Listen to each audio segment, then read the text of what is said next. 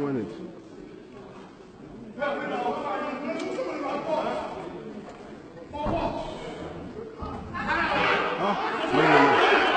No, eh?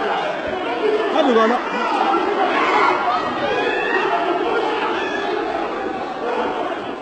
No.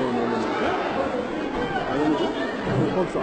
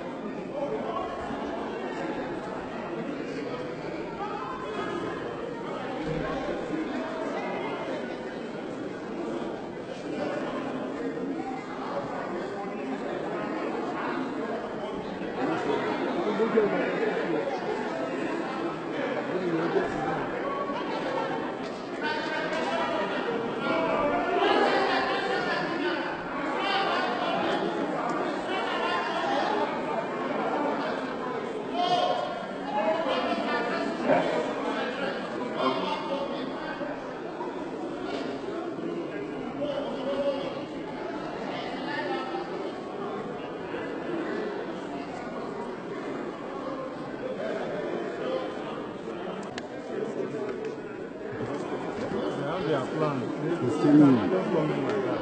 No, not serious plan. Not serious plan. They have serious plan. Don't carry me.